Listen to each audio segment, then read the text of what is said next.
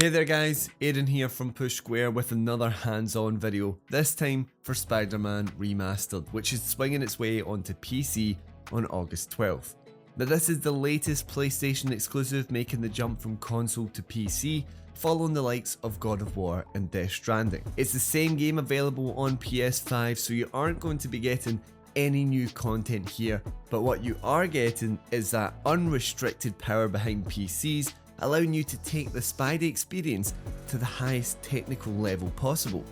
Now I've been playing with Spider-Man Remastered on PC this past week, messing around with the settings to discover whether this PC port is really worth the price of admission. So let's swing into this hands-on experience with Spider-Man Remastered on PC.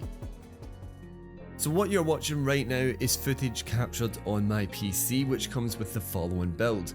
With that, I was able to comfortably play the game with the highest settings in effect, which sadly aren't being captured here today in the quality of the video because I'd still be exporting the damn thing. On the flip side of that, Insomniac claims that the following specs are the recommended minimum, which will only be able to play the game at 720p and 30 FPS.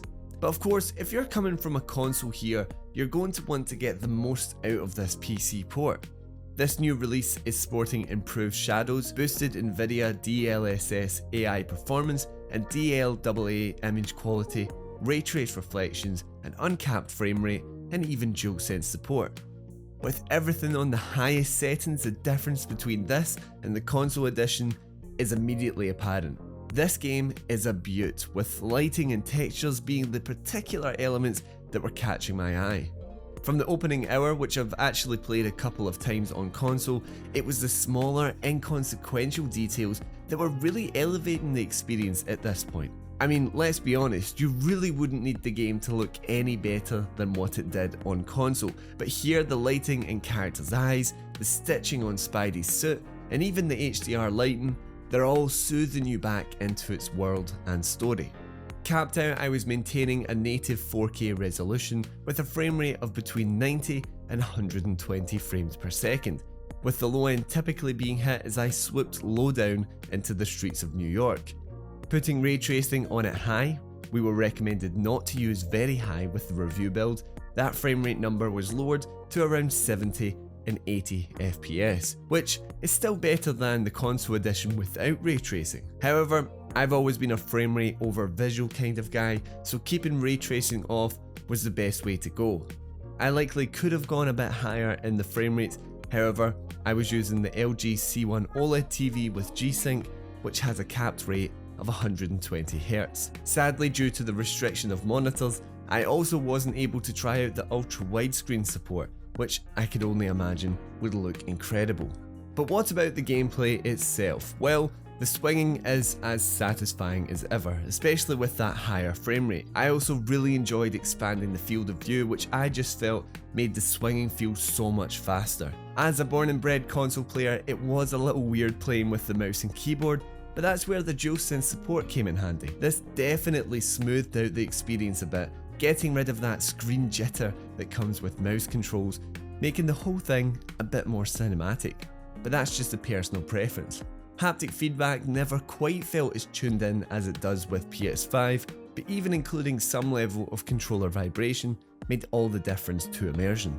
And you're still getting that crunchy Arkham-esque combat, which will have you blasting webs, hitting high kicks and sweeping enemies with ease. However, every now and again I did have an issue with controller buttons not properly responding, really only in the example when the triangle and circle prompts would appear to pull off finishers. Sometimes these would take a couple of attempts with the dodge or web attacks being performed instead, like the timing for both of these button presses had to be exact. It was an issue I never had on PS4 or PS5, so I'd be keen to know if anyone else has this issue when the game is fully released.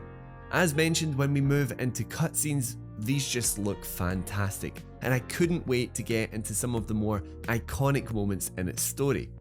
You aren't seeing HDR here because HDR recordings typically affect colours, but if you've got an HDR capable monitor, it's going to make a world of difference. But all in all, there is very little to fault with Spider-Man Remastered on PC.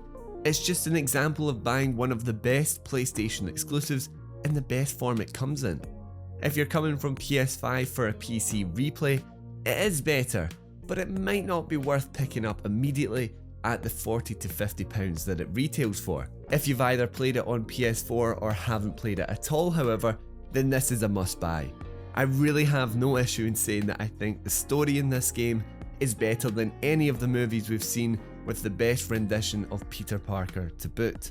And this only goes to elevate the gameplay and performance aspects up to that level as well. And you really can experiment with the settings to find the right balance for you between frame rate, resolution and graphical quality.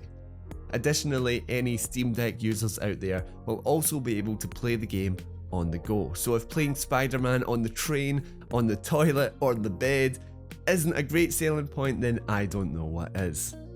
But let us know what you are thinking about Spider-Man Remastered on PC. Do you think the graphical and performance options on their own make this one worth the purchase? Let us know down below, and as always, thanks for watching. If you could leave a like or even subscribe to the channel, that helps us out massively, ensuring that we can keep delivering high quality PlayStation based video content right here for you on Push Square. Catch you next time, guys.